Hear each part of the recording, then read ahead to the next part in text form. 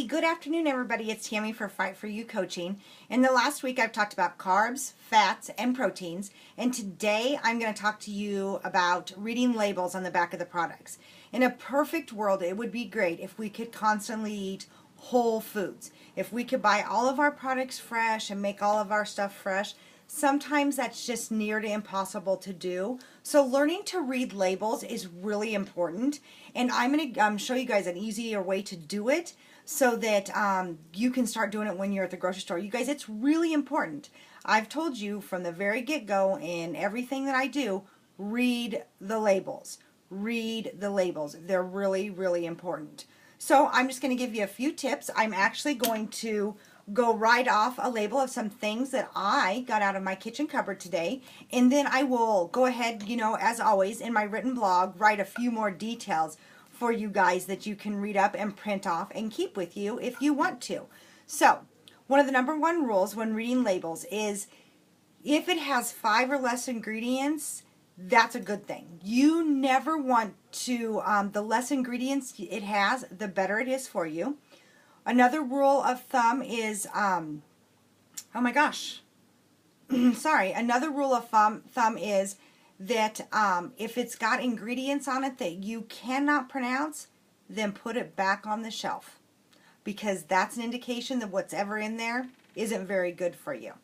And another rule of thumb is, remember that just because you buy the can doesn't mean the whole can is one serving. There's usually numerous servings in each container. And the information on the back of the label, you guys, is per serving, not per container. Okay, so one of the very first things that we all look for on a label is our calories. And like it says, so in this can of refried beans that come out of my cupboard, it states that it is got, the serving size is a half a cup, and there's about 3.5 servings per this can. So amounts per serving is that it's got 90 calories per half cup serving. So that's something that you really need to pay attention to when you're reading a label. Again, there's numerous servings in each container full of ingredients. Another thing to look for is your fats, like it'll say your total fats. And remember, when I talked about fats earlier this week, that I told you that the really, really bad fat that you don't want in anything that you buy is trans fat. Okay, saturated fats, you really want to kind of limit those a little bit, but some of them aren't too bad. And unsaturated fats, the polyunsaturated and the monounsaturated, those are the good healthy fats, and it's okay to have some of those. Again, you always want to limit stuff. You don't want to eat an excessive amount of everything. You want to make it an even amount. But remember, when you're looking on these, if they have trans fat, that's bad. Put it back on the shelf. This one actually has 0 fat in it. It is, and it even says on the beginning, fat-free refried beans. Yum. The next thing to look for, you guys, is the sodium level. Per serving, per half cup serving, these beans have 440 milligrams of serving per serving. That's a huge amount of sodium. Sodium draws in water, which, being a nurse, I can tell you when you draw in water and you retain that water, that can increase your blood pressure and it can cause a lot of problems with your heart. So though some amount of sodium is good, you want to be really careful in the excess amount of sodium that you have as well. Another thing to look for is total carbohydrates. You guys, there is carbohydrates hidden in everything.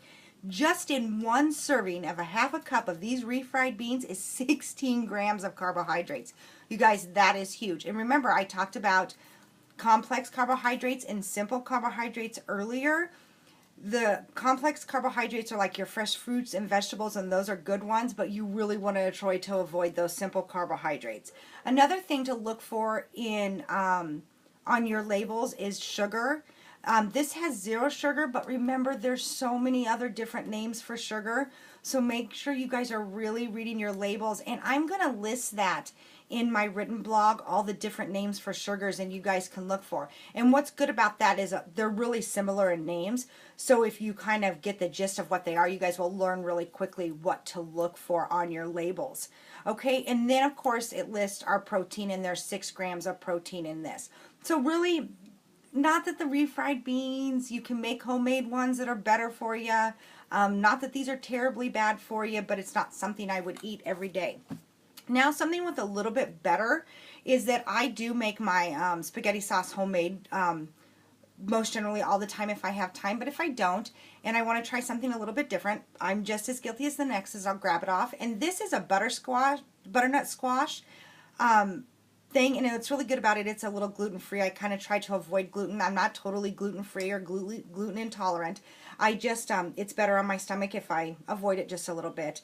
But I will tell you, there's only 1, 2, 3, 4, 5, 6, 7, 8. There's about 10 ingredients in this, but it's still not really bad for you. This does contain saturated fat, but again, no trans fat.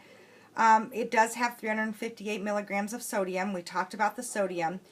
What's really bad about this one is it has 17 grams of carbohydrates. And I'm not kidding you guys, carbohydrates are hidden in everything.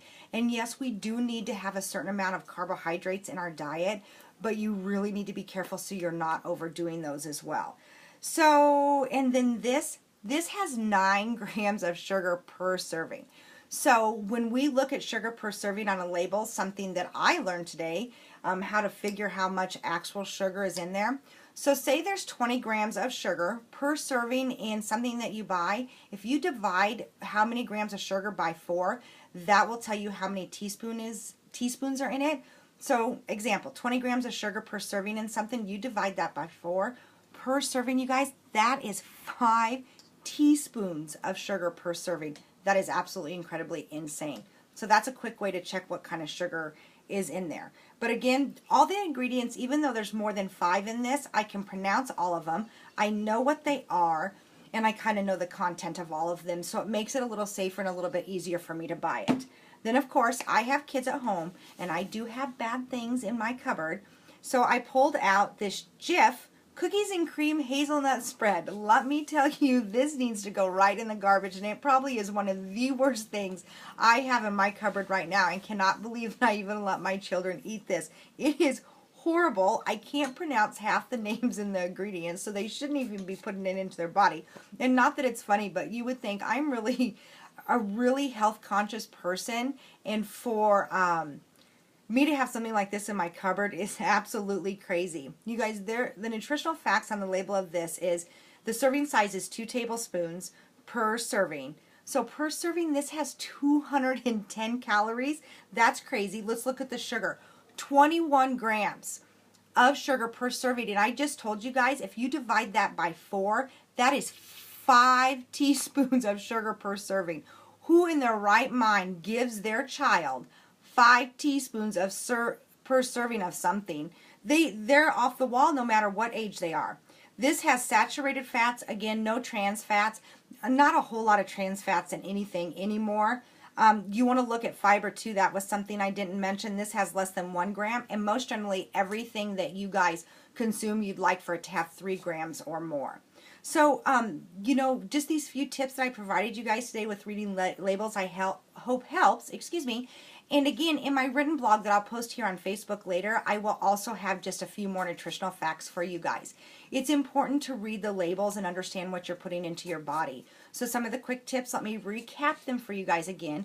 It's best to stay with 5 or less ingredients, and especially be able to know what you're pronouncing. If you can't pronounce the ingredient, take it, put it back on the shelf, or throw it in your trash can. And just watch the levels of every different thing on the back, because there's hidden sugars, and I'll go ahead and talk about those as well. I hope you guys learned a little bit today. Again, check out my written blog that I'll post and share with you on Facebook later, and I hope you guys enjoy the great weather that's going on outside, and have a fabulous evening, and we'll talk to you again tomorrow. Bye-bye.